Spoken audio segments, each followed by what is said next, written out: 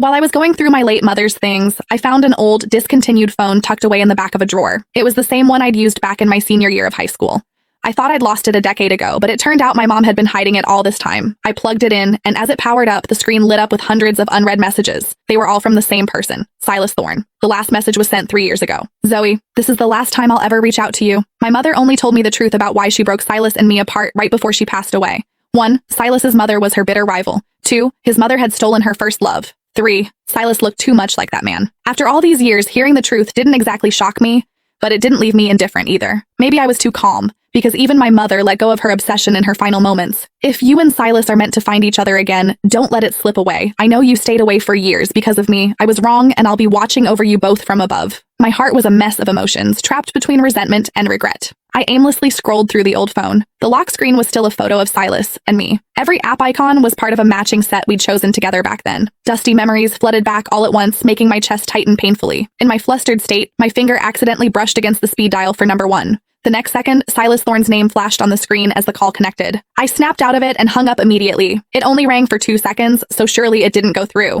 My fingertips went numb, and my heart hammered against my ribs. I quickly stood up, trying to focus on packing my mom's belongings into boxes. Suddenly, a violent vibration shook the room. Acting faster than I could think, I lunged back for the old phone, but the old phone was silent. The noise was coming from the phone in my pocket. I let out a breathless, dry laugh and answered it, only to be hit by another bolt from the blue. My father's condition had worsened, and he was being rushed into emergency surgery. I scrambled to the hospital as fast as my legs would carry me. Outside the ER, the red light was blindingly bright, making my heart lurch into my throat. The agonizing wait didn't last long before the doors swung open and a lead surgeon emerged, followed by a group of interns. I rushed forward immediately. "Doctor, how is my dad? Is he out of—" The word danger died in my throat as the man pulled off his surgical mask. A face that was both familiar and hauntingly cold was revealed. The boyish voice I remembered had been replaced by a deep, steady baritone. "The patient is out of the woods." My feet felt like they were nailed to the floor, and I forgot how to breathe. The doctor who had just saved my father was Silas Thorne. Unlike my internal chaos, Silas looked perfectly indifferent. His vitals are stable for now, but he needs to be in the ICU for 24 hours of observation. We'll need more tests to pinpoint the bleed and monitor his recovery. His voice was flat, devoid of any emotion. "A nurse will go over the details with you shortly." Every move he made screamed professional.